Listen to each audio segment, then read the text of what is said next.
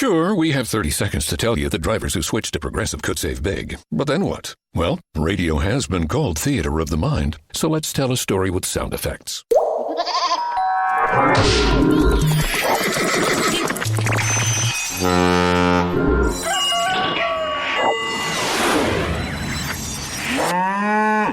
Wow, it's like I was in the story. Almost makes me forget this was supposed to be about saving big with Progressive. Progressive Casualty Insurance Company and Affiliates.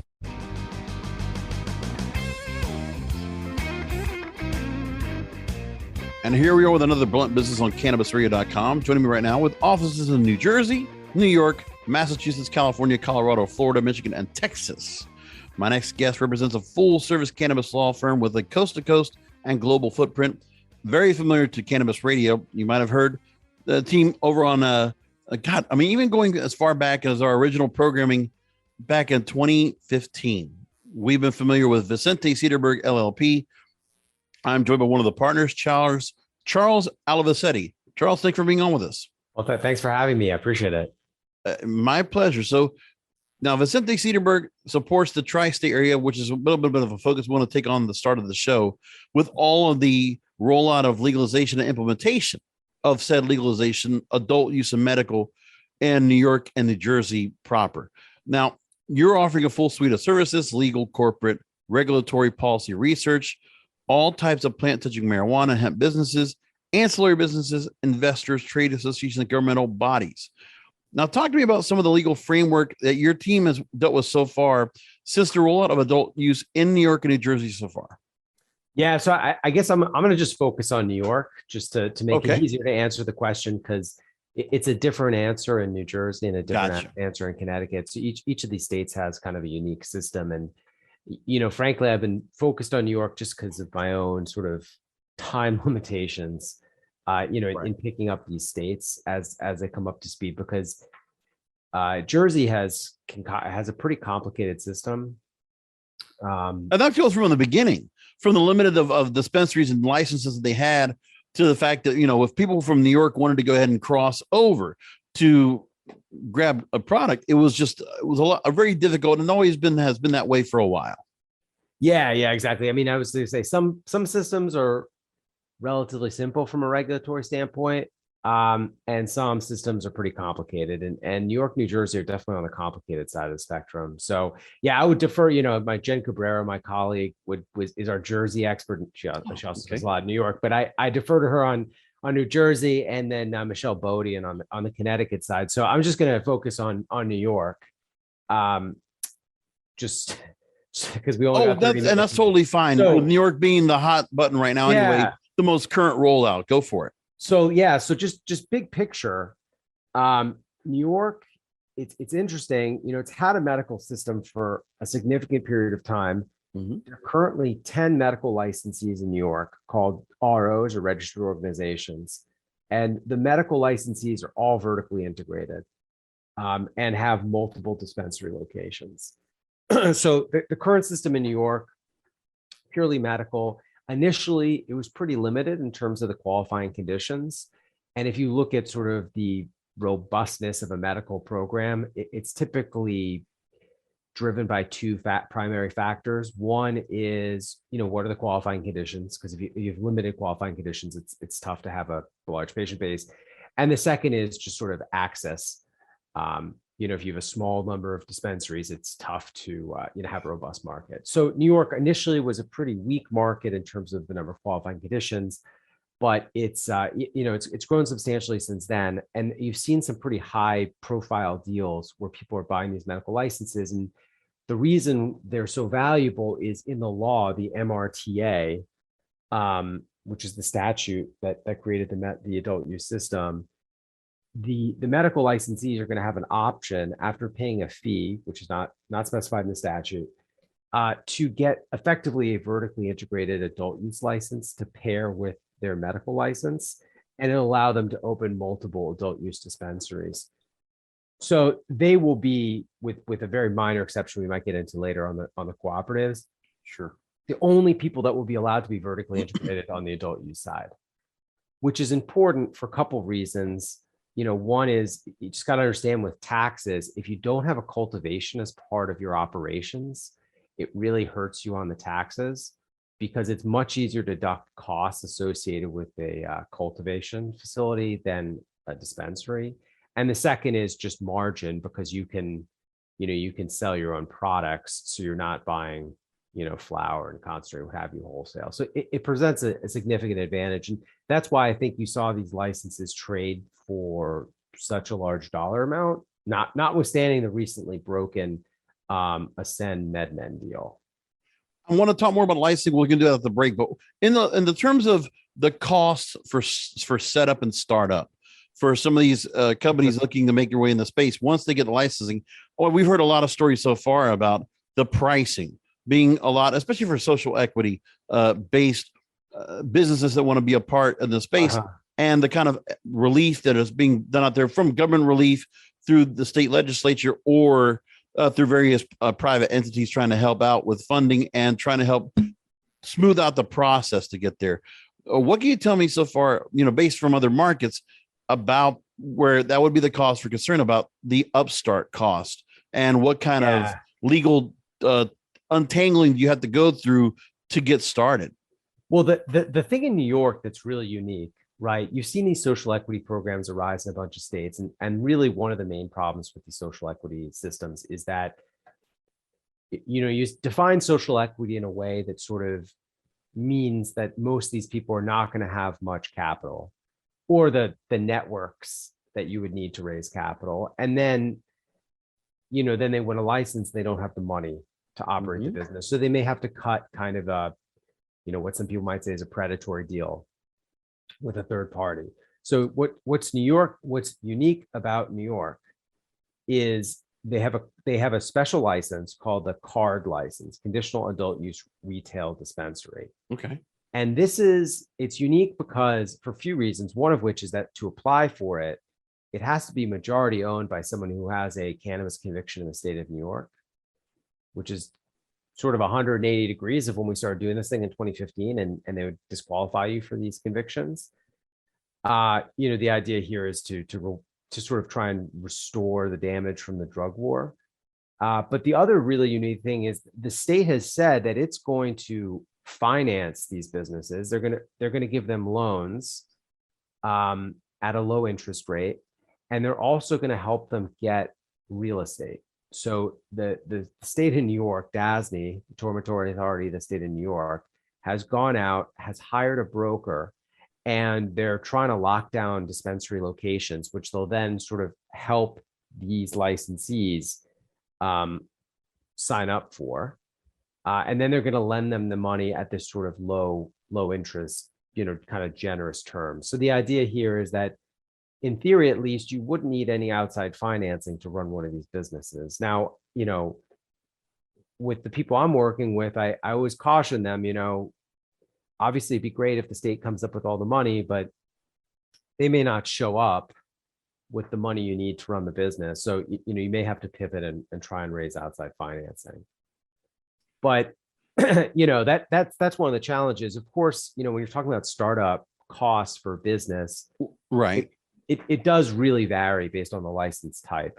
Well, let me just bring into a story about the fact that there's a bunch of stories that actually your firm has written on, published about, of one of the parts is cannabis business funding and equity considerations. For those looking specifically to enter New York, a couple of paragraphs I want to read from here real quick. First, once you have your entity and tax status selected, you may need to focus on getting the necessary capital to get your business licensed and operational. Generally, entrepreneurs have the option of raising funds by issuing debt or equity. If you plan to raise funds through debt, lenders are less likely to care what type of entity they are lending to. Historically, equity investors in the startup and venture capital space have been typically more comfortable with dealing with corporations. However, in our experience, we've seen investors become more comfortable investing LLCs, leading to more and more entrepreneurs electing the LLC structure. Entrepreneurs should also remain mindful of any requirements pertaining to social equity status or future requirements that New York might place on certain license types. While these license types can provide some advantages when it comes to the licensing process, they may present challenges for raising capital by restricting the amount of equity that can be issued to investors. This Mhm. can be particularly challenging for applicants with limited assets and no revenue on which to base their valuations. I wanted to bring that point across and let you expand on that. Yeah, so I guess a couple issues. One is just entity choice, and most companies in the U.S. that are call them startups, as opposed to like a family business, are formed as either corporations or LLCs, and really either structure can work. There's some people have strong opinions one way or the other. The primary difference really is how they're taxed. A corporation has two levels of tax, and LLC is taxed like a partnership typically, and will only have one level of tax. The nuance for a social equity company is the state has specific requirements for what its cap table needs to look like to maintain in good standing. So in New York, with these conditional retail licenses, essentially it has to be majority owned by someone who has both a cannabis conviction or someone in their immediate family, and they have to have been an owner of a profitable business. So 51% of your cap table is effectively sort of locked in. So you've only got 49% to play with if you have to raise money, and that's the challenge here. Is suppose the remainder of the 49% of the company, if the 51% has to say 51%, the other shareholders effectively get sort of double diluted by any financing that comes in. And the other thing to bear in mind is that any changes in that cap table are going to require regulatory consent. So you can't necessarily do it quickly. No, it's going to be a long process, and a probably expensive process at that. And so, Charles, I want to go to a break. You had mentioned before about co-op licenses or cooperative licenses.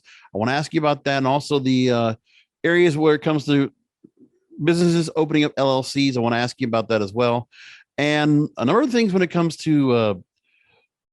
Well, I'll just leave it right there. I'm here with Charles Alovisetti, partner at Vicente Sederberg LLP, here on Blunt Business. We'll be back after a short break.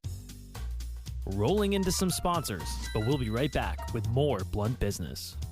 Sure, we have 30 seconds to tell you that drivers who switch to Progressive could save big. But then what? Well, there is a nice piece of stock music playing behind me that a talented composer worked really hard on. So let's enjoy it.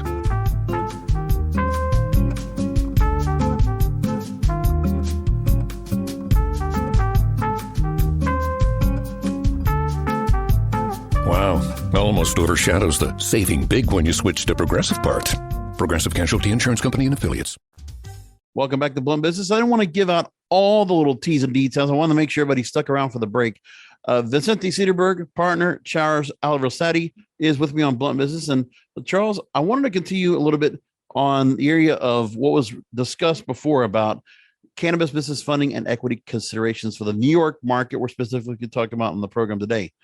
The explanation on the licensing process from the same story, there are a variety of entity types to choose from, but most are either a corporation or a limited liability company, LLC, LLC being the newest business type entity and providing the most flexibility. Whether the LLC will be operated more similarly to a corporation or a partnership is a decision for each respective LLC's founders. One consideration that's unique to New York, which you mentioned before the break, was cooperative or co-op licenses. Entrepreneurs interested in applying for one of these co-op licenses should speak with counsel at their earliest convenience, as New York has specific requirements for entity selection and corporate governance. Can you break down what the co-op licenses entail in terms of those requirements? So a co-op license is, you've seen other states do something like this. California has a license type like this. It's meant to be sort of a small social equity license type that allows you to be vertically integrated. And this is what I was talking about earlier when I mentioned there's kind of one small exception for vertical integration. And that's for these co-op licenses. Now, you can't actually apply for these yet. There's only 3 license types right now in New York on the adult use side that they've actually given out or are in the process of giving out. That's cultivation, processing, and retail. Retail is going on right now. It closes on September 26th. So if you got a marijuana conviction in the state of New York and you own a profitable business, you got 6 days to apply.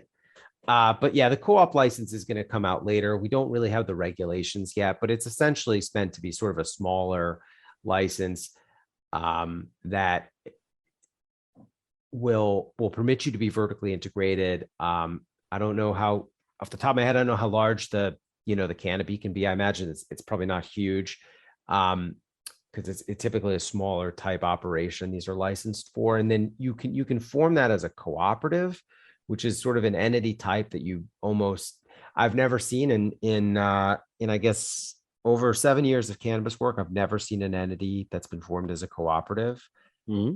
It's, I think it basically, it is what it sounds like, which is that it's sort of like primarily think of an agricultural cooperative. It's not necessarily as bottom line focused as a typical entity type. And there may be ways for people to contribute capital to a cooperative without being off sides of the license cap and vertical integration prohibition in New York, which are both pretty strict. So in New York, they've got basically it's like alcohol. It's a modified 2-tier system where you either have to be on sort of the grow processing side, or you can be on the kind of retail consumption lounge side, but you can't be on both sides. And when I say you can't be on both sides, I mean, you really can't be on both sides. There are limitations on being even a small equity holder in a grow and a small equity holder in a store. It's pretty strict. And then you're also limited in terms of how many licenses you can hold on each side of the fence. But a cooperative, there seems to be a way within a cooperative to contribute capital to a co-op without kind of implicating yourself in this vertical integration prohibition. So that I think that's interesting. And I hope it makes it easier for the social equity licensees to raise capital, because that's kind of the challenge, I face in advising our clients, that oftentimes they have challenges raising money. And then, I look at it as like raising money is tough, right? On its own. I don't know if you've ever tried to raise money for a company, but convincing someone to invest, convincing someone to give you, their cash to build a business is not always easy, right? And then on top of that, now you start to stack additional challenges, right? Which is, not only do I need to find someone who's willing to invest in cannabis, they also can't have any of certain types of investments in the state of New York, or they never want to make these investments in the future, because by investing in you, they precluded making those investments. So that's kind of my big message to any regulators who are listening is I understand the concern to protect people and to avoid sort of exploitative deals. But, people also need to be able to raise money, because, if you can't raise the money for your cooperative, and hopefully it's easier, unless you have a substantial amount of money in the bank, it's going to be tough to get that business off the ground. Part of the thing too that I've always talked about here on the program, and just internally, is the fact that there were a lot of companies that we saw that were given quite a bit of seed funding, that went through seed rounds, got funding, and then the money was squandered. Without naming names, it's just something where there was some real irresponsible, frivolous use of funding for, nefarious purposes. And I remember just working, and connecting with people 10 years ago for a startup community, a networking community of different people that were trying to start up their businesses, reaching out to people that were either angel investors or whatever, trying to go ahead and, speak what they have of what they're offering in terms of trying to get funding and trying to get their product up to market and trying to get the licensing in terms of like a cannabis business. Same way would be here. But I'm pretty sure now, do you feel like, is that something that is still a major cause of concern? Or do you feel like as we're getting that more or less that kind of activity is being weeded out? No, I mean, it's, if people have invested their money in the space and they didn't do well on their initial investment, I think it, not surprisingly, it makes them a little hesitant to invest again. Yeah. Or if they have already invested sort of all their money that they feel comfortable investing in cannabis, that also makes it tougher to raise money. So yeah, the challenge is that, people are a little gun shy now, I think, right, about the sector. I mean, I remain very bullish about the sector long term, but I totally understand why people might be skeptical. There have been bad actors in the industry. I mean, I would say there's the people that have lost money for their investors that they weren't bad actors. I mean, starting a business is tough, and a lot of people went out, raised money, gave it a honest try, and just weren't able to deliver. I mean, it's not, it's like you don't hit a home run every time you come up to bat, right? No, but I also think there are just some of those people that invest that they want to go into something that's kind of alternative or fringe, not your traditional investment. So they still see cannabis as that. And so there are some people that will, take their money from another space, and they don't mind the high risk. They might think it's just high risk. Let's just go for it. They might not realize that, the people that have come into the industry, that if you want to do a kind of a prospectus and really understand and evaluate where the industry's gone in the last especially in the last 7 years, you've been practicing in cannabis, you see the difference. You see the players that are in here. And the other thing I have always been a point of, I always reference this interview with Steve D'Angelo on the Green Peak on our companion series with Richard Zwicky, always making the point that there are, among people he knows of in Silicon Valley, there are definitely those investors that are just waiting for the lever to be pulled on legalization nationwide. And then you're going to have another influx of capital available for investment to various companies out there. But in the meantime, MSOs are just combining and consolidating forces until we get to somewhere. And I'm sure that's the same thing going on in New York. Yeah, I mean, there's definitely, if you sort of do the kind of the Venn diagram, right? One circle is people with capital that they're able to, that they have ready to invest. And then the other circle is people that are willing to invest in cannabis, right? So it's not, you're only capturing a certain percentage of the capital pool available in the United States. Obviously institutional money is largely outside of the space.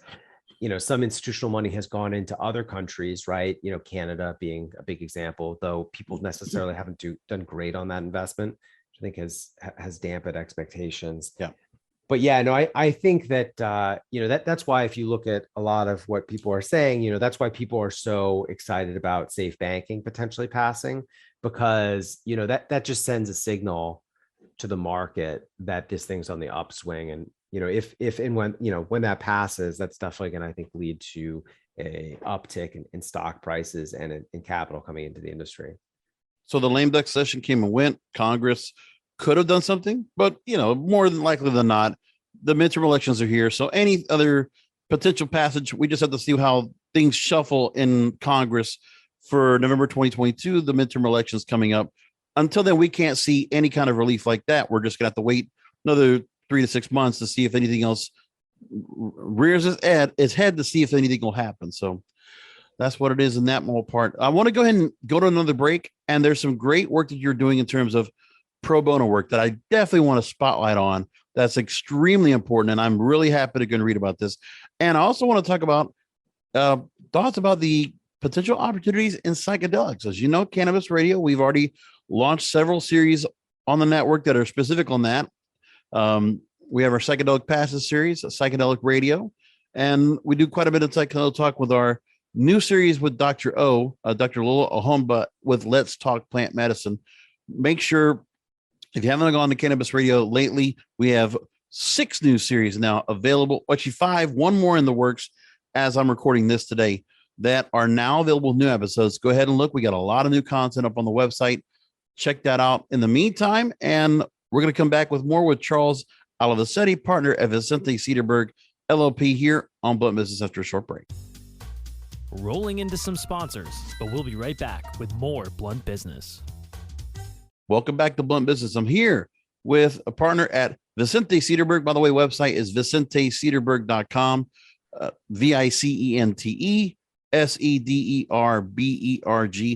And Charles, I want to go into a couple other stories to wrap things up here. One of your firm's attorneys, Shane Pennington, spoke with Ganja Manure, and he talked about the work done pro bono in a lawsuit against the Drug Enforcement Association or Administration, the DEA, by Dr. Sue Sisley, MD, who we praise and we cheerlead for her with her great work that she's been doing to deal with the DEA and the same with the FDA for that in general as well. For years, she's been trying to get federal approval for her study that sought to investigate the therapeutic effects of cannabis for veterans with PTSD. That's been her long, what's the word I'm looking for? Yeah, the path that she's been trying to take, this effort she's been trying to make. So far, 7 bulk manufacturer marijuana growers have received a federal cultivation license from the DEA and the United States Department of Justice. Therefore, these 7 licensees now can produce and sell cannabis for research purposes. This is a huge step for science and the future of cannabis. What can you tell me about the progress being made here and what's been done here? Really the importance that you see now as a firm to help Dr. Seuss out? Yeah, well, I mean, so, at that root, the problem is pretty simple, which is that if you were trying to do research on cannabis, historically, you could only get cannabis from the one licensed grow from the feds, which was at Ole Miss. And that's been operational for a long time. And the problem is that their cannabis is not very good and they can't really grow it to spec. Because for these studies, if you read what Dr. Sisley has been trying to do, they want certain types of strains, they want certain amounts of THC, certain amounts of CBD, right? And you can't really dial that in at the old facility. And people would always complain about what they would get from them. So that's why you have to have a better grow facility if you're actually going to do real research. So yeah, as you point out, 7 people have these federal licenses. There have been, I think Shane was telling me something like 70 applications in front of the agency. They 5 were accepted in 21, 2 more since then. There's not really a reason to think they might issue additional ones. But yeah, there's 7 out there, which is, it's a lot better than 1. This Scottsdale Research Institute, which is the one that Dr. Sisley is working with, is, it's actively growing. So I think wonderful to see that go on and to hear that kind of news, because I know that across the board, for years I've been talking about on this show about the need for the ability to do research, to be able to go ahead and have add the product grown so you can actually have something to test, because it was always so much about having to go ahead and find ways to outsource or what was available to test and do research for, which was always a major issue. But now having these licenses out here for the purpose of, and that the DEA and DOJ have finally let that happen. And, it's the fact that that's commendable that Vicente Sederberg was able to do that and go up against the government to get this to happen. Yeah, no, it was pretty exciting to see it happen. I mean, obviously, there's so much potential, I think, from a medical perspective about the plant. And it would be unfortunate if most of the research is done overseas. I mean, it's going to happen. Yeah. It's just a question of where, in the globe it occurs.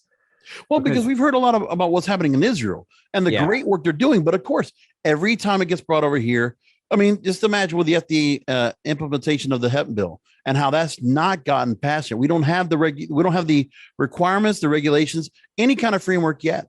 And this is 4 years later, because of the fact that there's all these different pieces of red tape that, okay, here's the research from Israel. What doesn't matter? We don't have it here. Well, now we're trying to get it here. We've been trying to do that for years. Mm-hmm. And it's just trying to further the cause. That's part. It's just, I mean, I now should be surprised anymore. Sometimes I used to feel like I was a little bit triggered or bothered by it, but really I just feel so cynical now. It's just like, it's part of life. But like I said, it's firms like yours that are making that effort. That's very important. So I really appreciate that. I wanted to make sure I point that out as we go along. One of the story I want to wrap up with you, Charles, is how about your firm has recently written about current commercial opportunities that involve psychedelics. Let me read this real quick.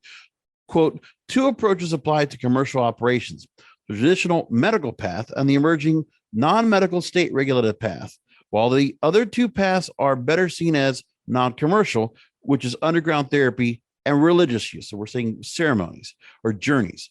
Can you expand on those opportunities and what the FDA has approved so far that warrants a potential opportunities? We talked about, we don't have to worry about any kind of government legislation. It's what the FDA decides to approve, which particular treatments or which particular medications are deemed, safe and allowed to be administered.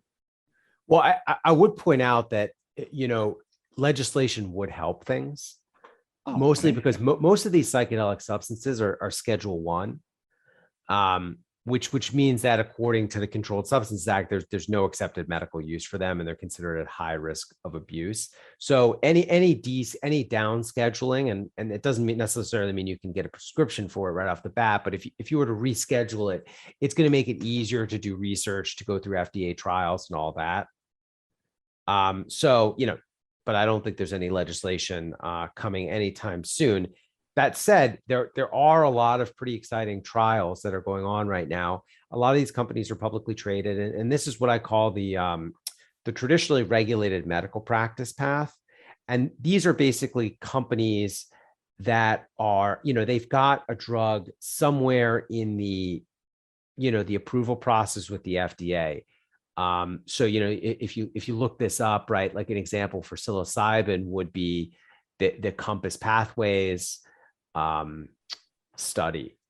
And then, there are also studies in later phases with respect to MDMA.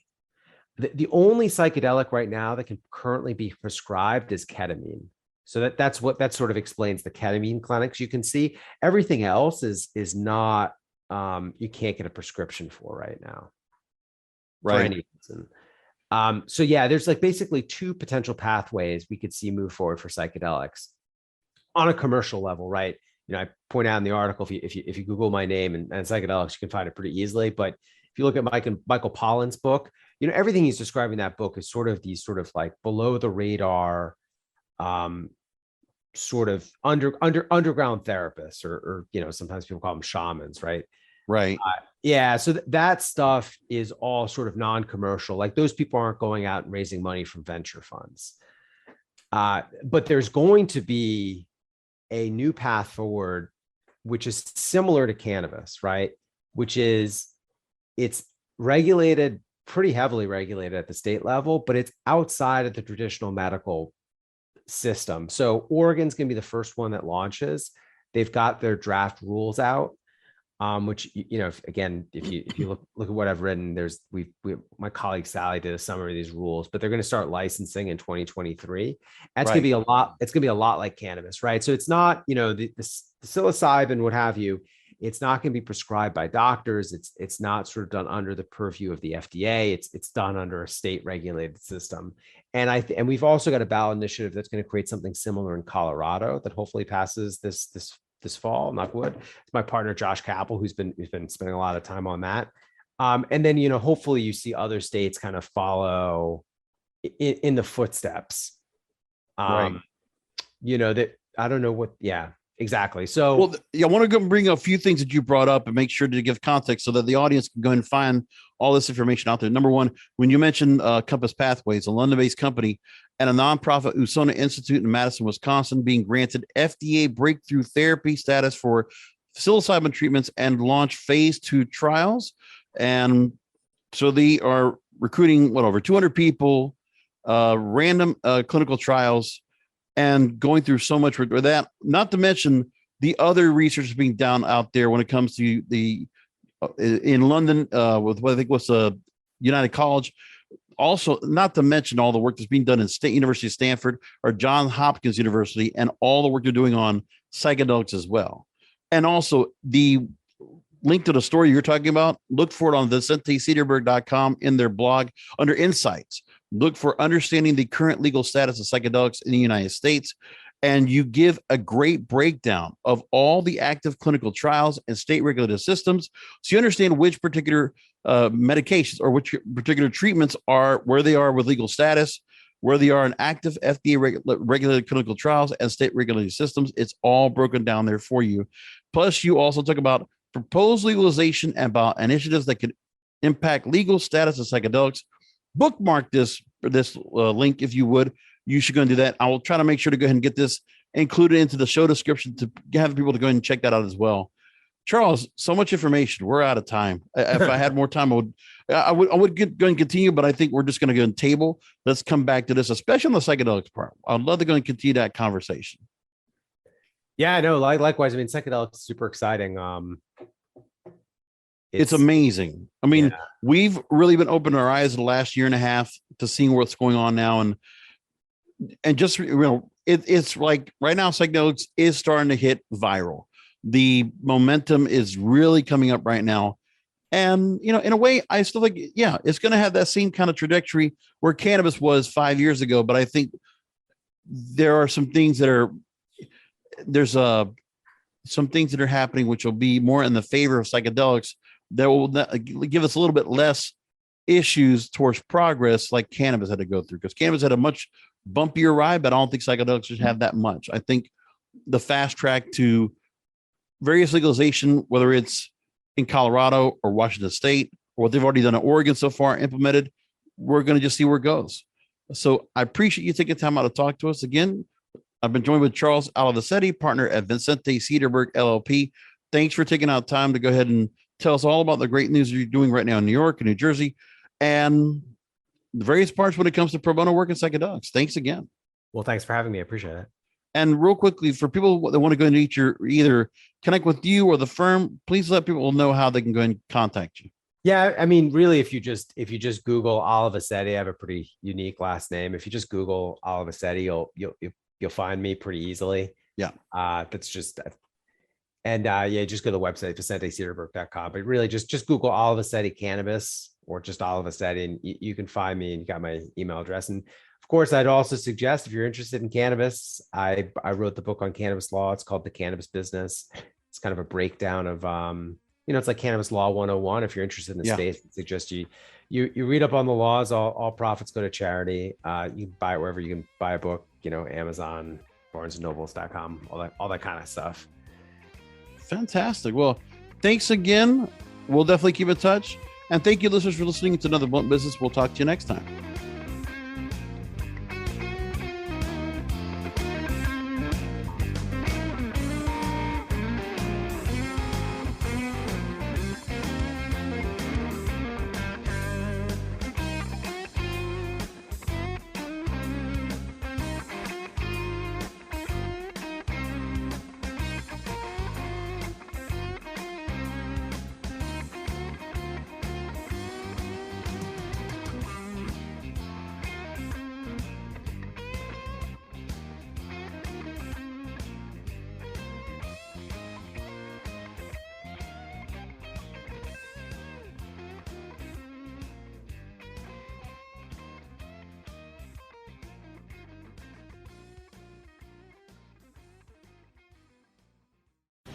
The opinions expressed on this CannabisRadio.com program are those of the guests and hosts and do not necessarily reflect those of the staff and management of CannabisRadio.com. Any rebroadcast, republication, or retransmission of this program without proper consent is prohibited. Sure, we have 30 seconds to tell you that drivers who switch to Progressive could save big. But then what? Well, radio has been called theater of the mind, so let's tell a story with sound effects.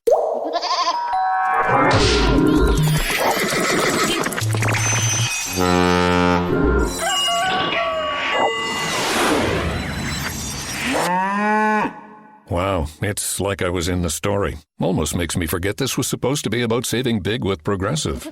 Progressive Casualty Insurance Company and Affiliates.